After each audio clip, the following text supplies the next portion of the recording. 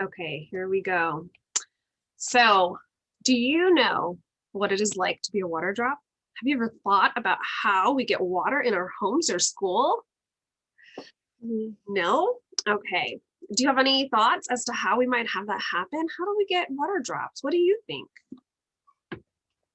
They fall from the clouds. What a great idea. Let's see. Oh, they fall from the clouds. I like that idea. Do you have any other ideas? How do we get water from the sky into our own water fountains? Rain, which is the same thing. That's another way of saying that they fall from the clouds. What a great comment. I wonder if maybe they come from other like businesses. Maybe there's somebody in charge of getting water to us, like water transportation. I'm gonna put that idea. Water transportation.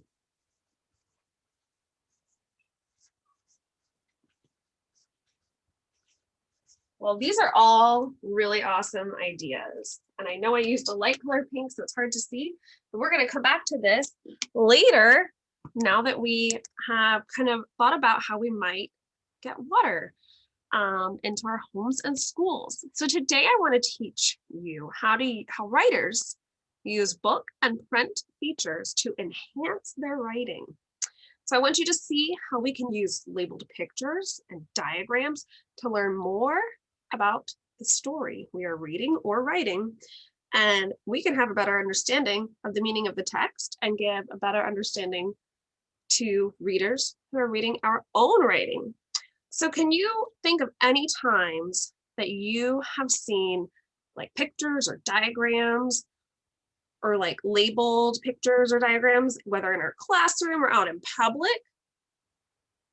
A picture with labels on it. Can you think of anything like that maybe that you have maybe In science. in science class? Yeah. So let's see, we'll come back to that. So science class, there's lots of labels in science. That's a good idea. I think about some of our word wall, how we have different parts of our classroom labeled around the room. So we have word wall. What an awesome idea. So yeah, science definitely is often when we think about labels and diagrams. That's a great idea. So we are going to read this book, Magic Tree House, or I'm sorry, Magic School Bus at the Waterworks. In this book, a teacher and her students, just like us, will take us on a trip to find out just what exactly happens to water droplets before they reach our faucets and drinking fountains.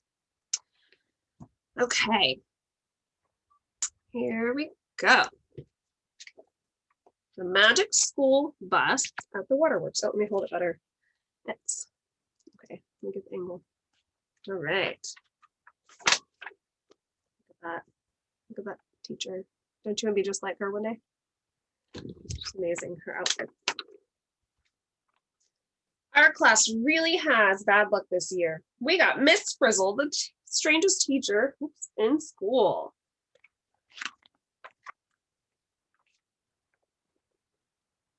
We don't mind Miss Frizzle's strange dresses or her strange shoes. It's the way she acts that really gets us. Miss Frizzle makes us grow green mold on old pieces of bread. She makes us build clay models of garbage dumps, draw diagrams of plants and animals, and read 5 science books a week.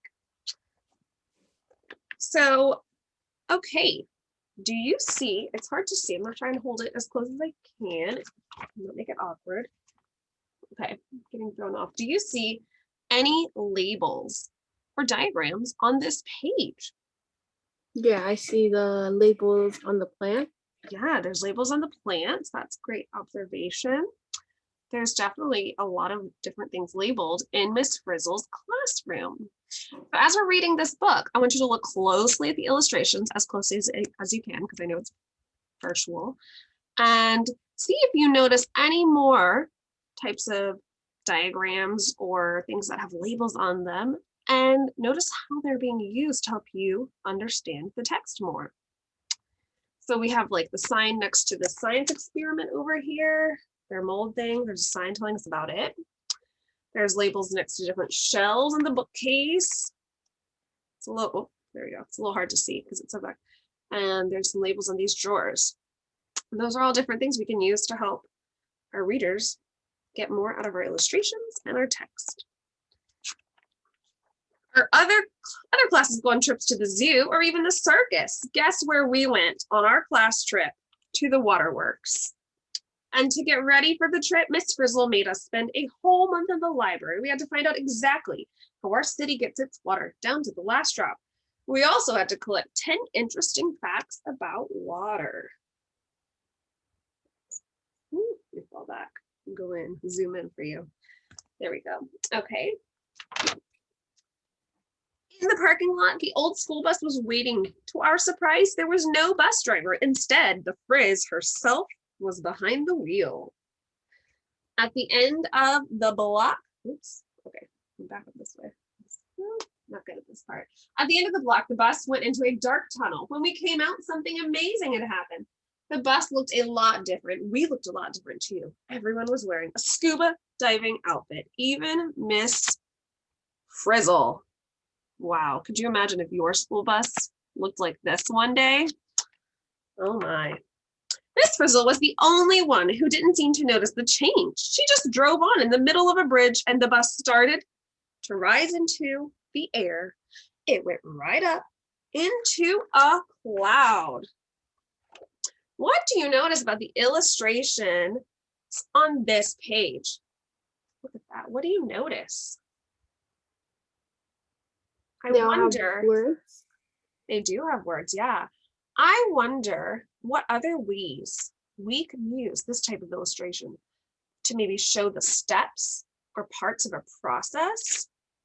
Notice how it starts down here. Oops, this way.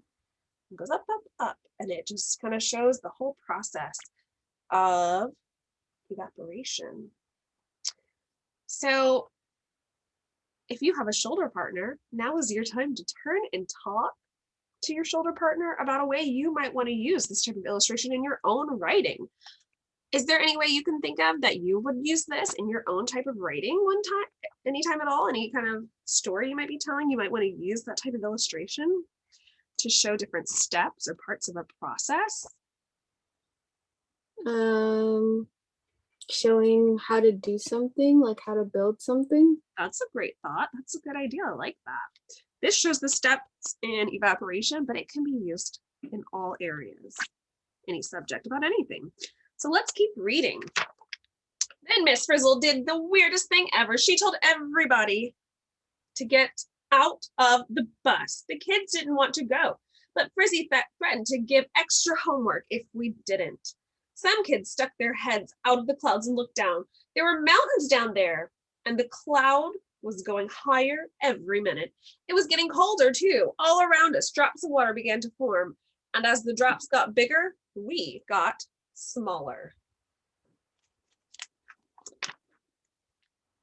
Before long, each kid was the size of a raindrop. In fact, each kid was in a raindrop. The drops began to fall. Mrs. Frizzle's class was raining. We fell into a clear mountain stream and began flowing down the mountainside. Oh my. Have you ever flown down the side of a mountain? Neither have I. In no time, we reached the reservoir that holds the water for our city. We were going into the water purification system. This class trip was not so boring after all. Ooh, look at all those different types of diagrams and labels.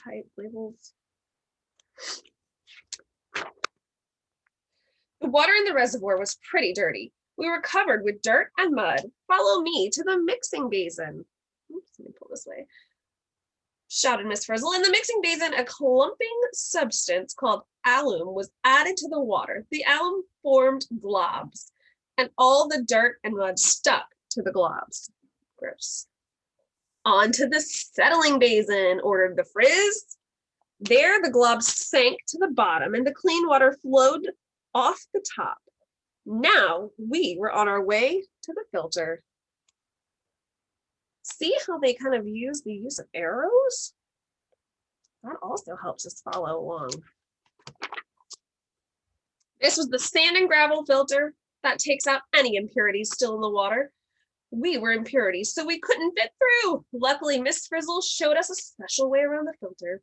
When the water came out of the filter, it was sparkling clear. Ooh, sparkling clear water. Okay. I'm struggling to hold this up. All right. In the pipe from the filter to a storage tank, a chemical called chlorine was added to the water. Chlorine kills any remaining disease and germs. A trace of fluoride was also added to keep kids from getting so many cavities. The water had come all the way through the purification system. We thought our class trip was over, but Frizzle had other ideas. Everybody into the storage tank, she shouted. Look at that. Have you ever seen one of those really big water tanks? When you're out driving, if your parents are driving and you're in a car, maybe you've seen one, driven past one. That is all part of how we get water into our school. Before we knew what was happening, we were whooshed out of the tank and into a pipe that carries water to our city.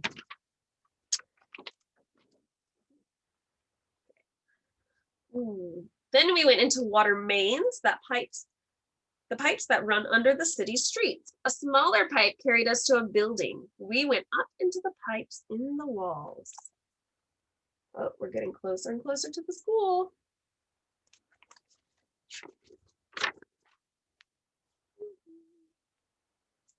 When a 7th grader turned on a faucet in the girls' bathroom, we came splashing out. The building was our school. We were back.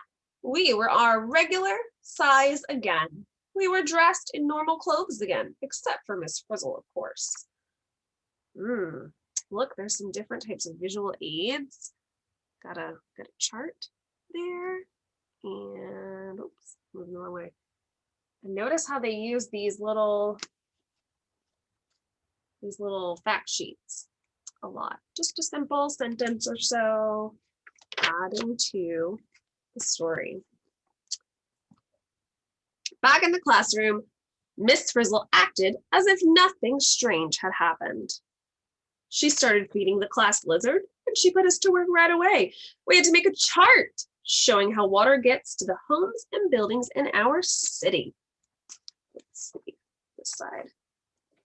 When Arnold drew a picture of a kid inside a raindrop, Miss Frizzle said, "Where do you get these crazy ideas, Arnold?" I wonder where he gets them. Ooh, look at this page, these 2 pages.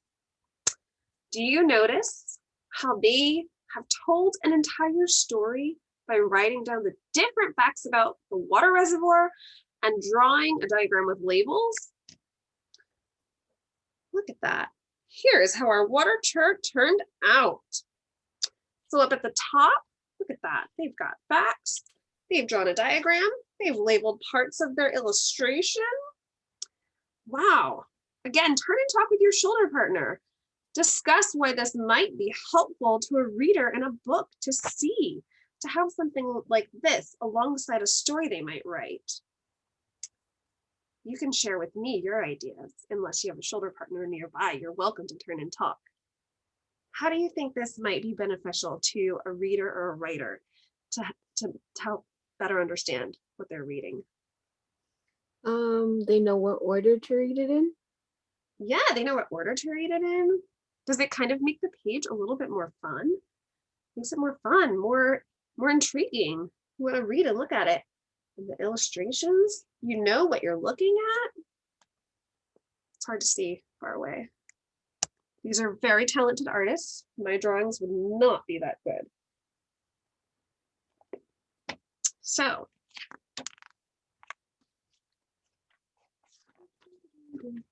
later that day, we saw the old school bus in the school parking lot.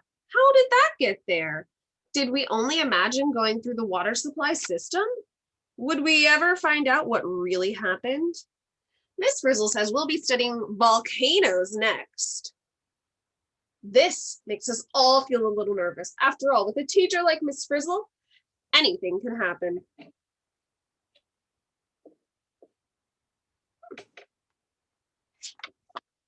The end. Okay, so remember before we read, we thought about different examples of diagrams and labels, and you mentioned ones in science class. I mentioned like a word wall. Do you remember that? Awesome. So today I want you to watch me as I show you how I can use a diagram to help enhance my own type of story. So now I know we read a story about the waterworks. Right here, just now we read a story about the waterworks, but writers can use these types of conventions in their writing, no matter what the story is about. So let's see, we can use text features like diagrams and labels to make our own story more understandable. So I'm going to do that. I'm going to flip this chart over. And Ariana, you mentioned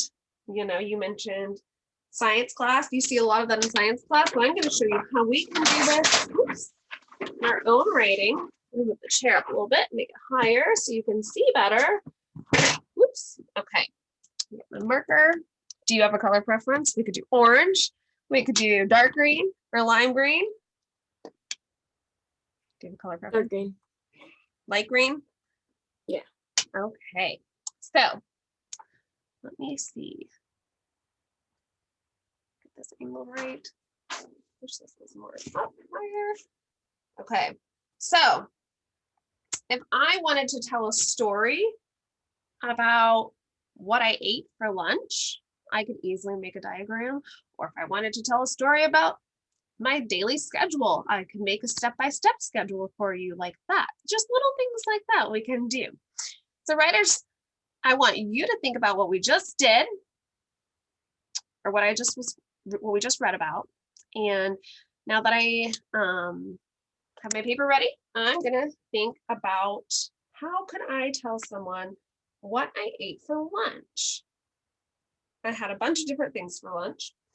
And here we go. So what did I eat for lunch? I'm gonna draw, here's my stomach. If I wanted to tell you what I had for lunch, here's my throat. It goes into my stomach down here. And I could draw different things that I had for lunch. I did have some strawberries for lunch. I had some strawberries in my morning smoothie. And put that there. And we'll give them some green leaves. Strawberries. And I'm going to label this so you know that those are strawberries. Strawberries. Here we go.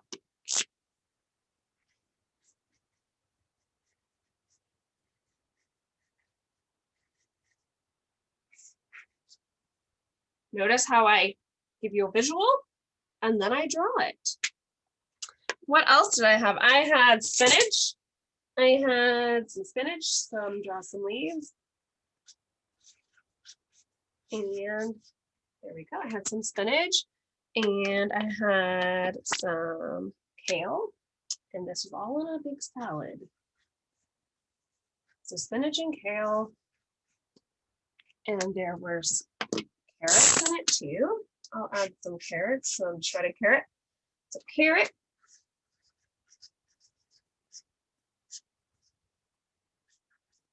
And spinach and kale.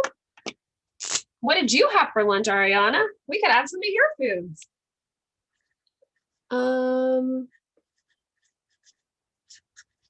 I had some nuggets. Some chicken nuggets. Mm-hmm. Those are always fun. And we'll put some nugs, some chicken nugs. Chicken nuggets.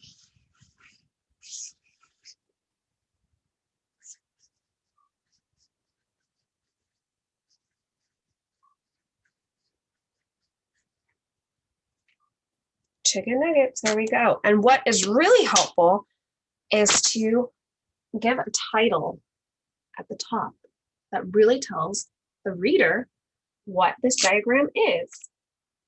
So I'm going to label this what I ate for lunch.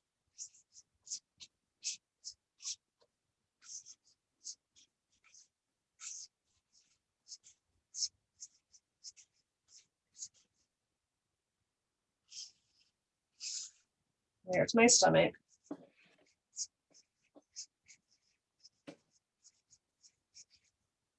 There it is.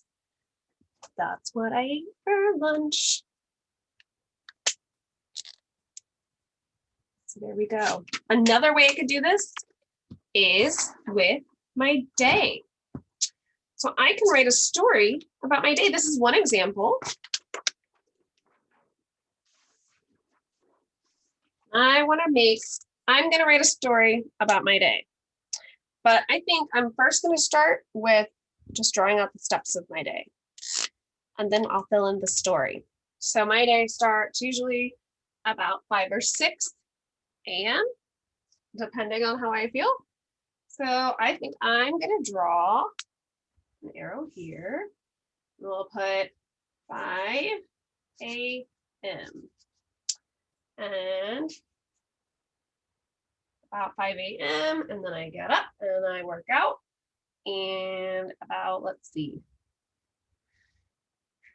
8, I go to work. And about, let's see, 9, 10, 11 a.m. I'm still at work and I get lunch. And after working, I go home around 6 p.m. And I come home and I have dinner. So I get home around 7. And let's see. And this stretch is between 8 to 10. And now I'm going to fill in what I do. So I get up, I'm going to draw a big sunshine. Morning. Wake up. I'm going to wake up and I'm going to draw some weights because I usually work out. And let's see, we'll draw some weights as best I can. Those are my 2-pound weights.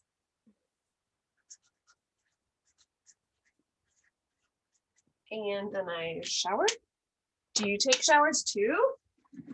I take showers. Let me get my blue marker for the water. We'll draw a shower and shower. And let's see.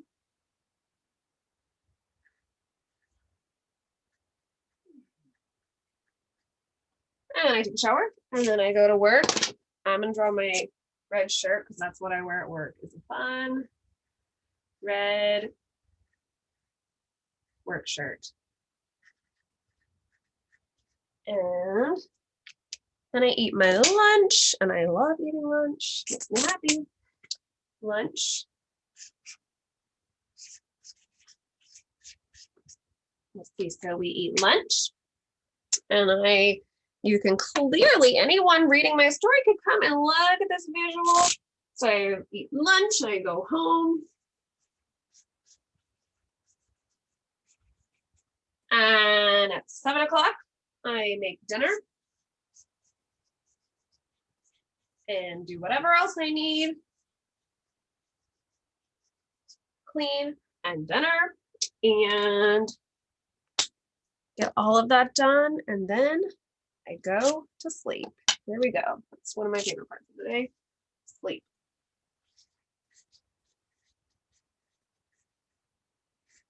Right in here. And again, I'm going to give this visual a title. Pet Miss Hammontree's Day.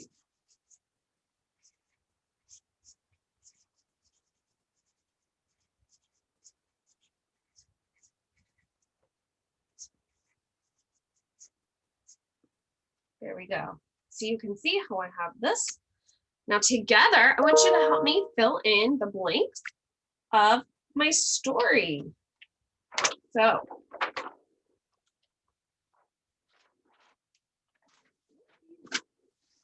and giving yourself time to make a visual first can sometimes make it easier when you go to write your story.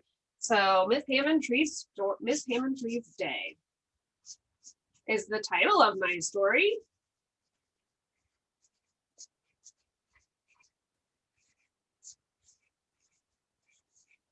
Okay, in the morning,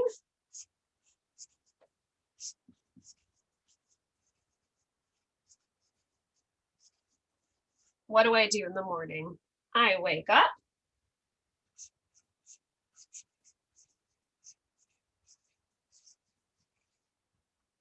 Do you remember what I do next? I wake up. Let's look back at the visual if that helps. Ideally, I would have this on a separate board. So I wake up. Oh, I work out. Then I shower. So we can look back to our chart that we drew.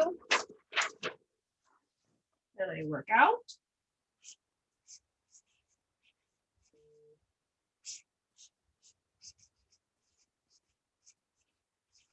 I work out. What else do I do? What did I say? I work out and then I shower.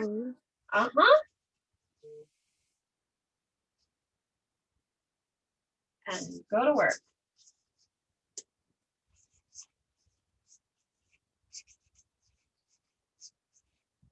Then we'll change to a different color because I like using lots of colors. It's fun. After work, while I'm at work, I have lunch, and then I go home, and I go home and clean, have dinner, and go back to sleep. Shower and go to work. While I'm at work,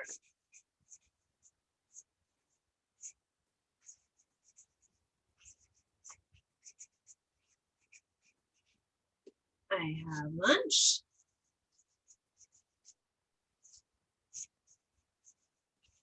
While I'm at work, I have lunch.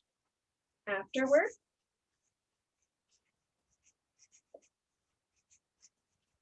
I go home.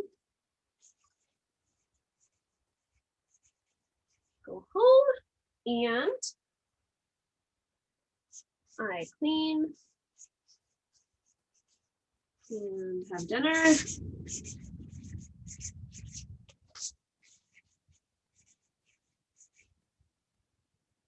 Then I go to bed. That's one of my favorite parts of the day. I love going to bed at night. It's so relaxing. Then I go to bed.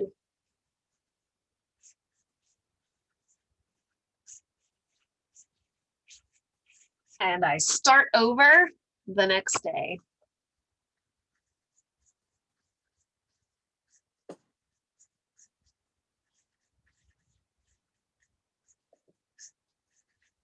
The next day. Okay. So you can see how I was able to use this visual to go alongside my story. You can read my story and you can see what I'm doing. And I give a little bit more detail in the visual. So you can read it and then you can easily see at what times I'm doing these things. And there's a little picture to go along with labels. And the arrows, they tell you that's what I do every day. And it shows you up here the title that this is my day. So writers, I want you to think about what we just did and how you would do this too. So with your partner, I want you to choose a topic to write about. It can be anything. It can be anything that we just discussed. It could even be your own day or what you had for lunch. Tell me a story about it. Tell me a story about anything you can think of, the same thing as me or something different. And then I want you to be able to create a diagram or a visual that has labels on it to support your story. So, do you have a story you think you might want to come up with? It can be anything you would like to do. It could be something like, I don't know, the water cycle, or how something else is made, or how you make something. It could be anything. anything you can think of, because we, as we just saw, can use visuals and diagrams to support our learning and our understanding in so many ways. So remember, I want you to remember our objective is to understand how the use of text features like diagrams or labels help readers to better understand the text meaning. So we can do this in simple ways, and there's even more complicated ways like you mentioned in science class. So do you have any ideas about how you might use this in your writing with your partner? I can write a story on how to build a sandwich or like make a sandwich. How to make a sandwich? That's an awesome idea. That's a great idea. So you and your partner can get started. You might want to start thinking of a visual first, or you can write it out and then add your visuals later. But remember, they need to be able to add meaning to your text to help your reader and the writer better understand. So I'm excited to see what you come up with. Okay.